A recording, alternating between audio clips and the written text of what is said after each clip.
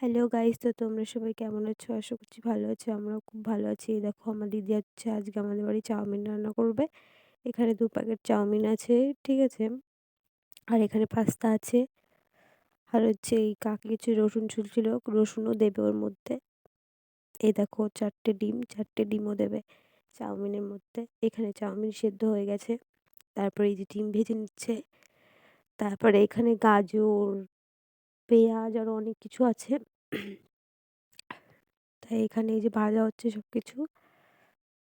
তারপরে চাউমিন রান্না হবে। এখানে এই যে সবকিছু ভেজে নিচ্ছে।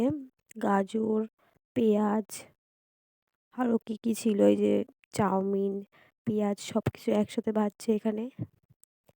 এখন ডিম দিয়ে দেওয়া হলো। আর হ্যাঁ বন্ধুরা, আমার দিদি কিন্তু হেভি চাউমিন বানায়, ঠিক আছে? তোমরা যদি খেতে চাও চলে এসো আমাদের বাড়ি। আর বোনকে জিজ্ঞেস করছি কেমন হয়েছে, বোন বলছে হেব্বি হেব্বি।